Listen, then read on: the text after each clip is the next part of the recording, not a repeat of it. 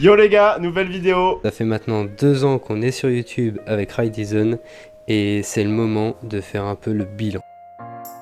On va commencer par un petit récap de cette année 2022 avec notre évolution point de vue surf, nos nouveaux objectifs mais aussi notre ressenti vis-à-vis de la chaîne, ce qui nous motive, ce qui nous saoule et en fin de vidéo, comment on voit un peu la suite sur Ridezone et sur YouTube. Sur cette année 2022, on a vraiment beaucoup surfé et aussi beaucoup filmé. On avait commencé l'année avec plein d'idées de projets vidéo et on a pu mettre tout ça en place, donc on est assez satisfait. On vous a prioritairement emmené sur nos sessions en Vendée, mais il y a aussi eu des sessions dans le sud, en Bretagne et puis enfin à Tahiti.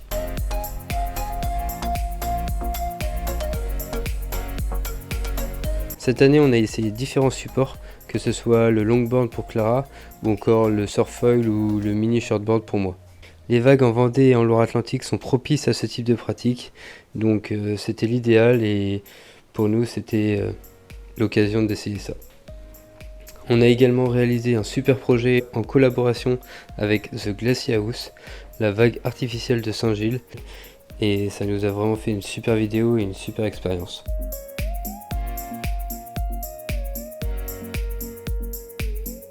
On a fait aussi quelques surf trips, le premier dans le sud-ouest pour partir à la quête du Barrel et puis le second en Bretagne. On avait un peu moins filmé mais le surf avait été tout aussi bon.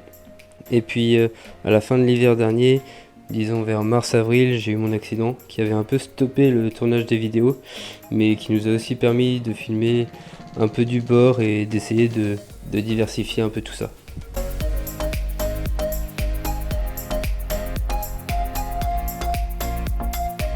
Après ça, ça a été vraiment tout plat pendant tout l'été, tout le printemps, pas trop de vagues et on n'a vraiment pas été gâtés. Mais bon, on gardait notre projet de Tahiti dans un coin de la tête et nous y voilà. Notre évolution, alors pour Clara, vous l'avez vu beaucoup moins sur la chaîne. Alors elle surfe toujours c'est sûr, mais bon, moins que moi. Elle est très occupée à côté, elle n'a pas forcément le temps ni l'envie de s'investir sur la chaîne, donc c'est vrai que c'est beaucoup moi qui ai géré ça cette année. Pour ma part, je suis vraiment sur une bonne progression dans mon surf. Je le vois à travers les vidéos et puis je prends toujours autant de plaisir à me mettre à l'eau et j'espère que ça va continuer ainsi. J'ai vraiment pour objectif d'obtenir un surf plus consistant et plus incisif. Mais à l'heure actuelle, je suis satisfait de ce que je fais et j'espère continuer à progresser. Mes objectifs pour 2023, allez, plus d'engagement pour obtenir plus de barrels. Parce que beaucoup de casquettes, mais assez peu de vagues où je suis vraiment profond. Et puis, pourquoi pas rentrer quelques airs aussi.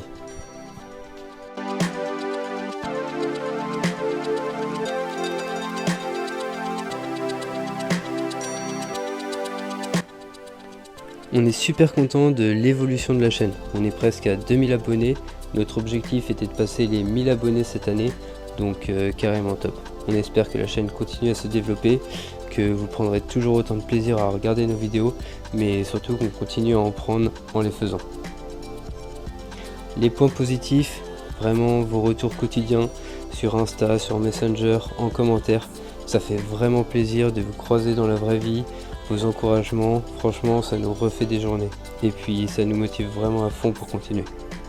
Nous on en tire aussi un bénéfice perso de voir un peu notre suivi, notre évolution, les sessions de surf et puis ça nous fait des souvenirs. Moi j'aime beaucoup filmer et faire des montages vidéo et c'est sûr que je prends plaisir à tenir la chaîne. Forcément il y a aussi des points négatifs, ça il y en a, on comprend pas toujours et c'est vrai que ça saoule. Les insultes, les menaces sur les réseaux, c'est un peu gratuit. C'est infime, hein. Il n'y a pas beaucoup de monde mais bon, ça fait quand même partie du jeu. C'est sûr que c'est pas très appréciable. Surtout que c'est souvent gratuit, sans explication ni rien, donc franchement pas constructif. Je comprends vraiment pas ces gens, c'est un peu dommage. Surtout pour nous, on n'a rien demandé, on filme juste notre truc dans notre coin. Si t'as envie de regarder, tu regardes, si t'as pas envie, tu regardes pas. Voilà, on force personne. En tout cas, on y accorde peu d'importance, mais ça existe et franchement ça saoule.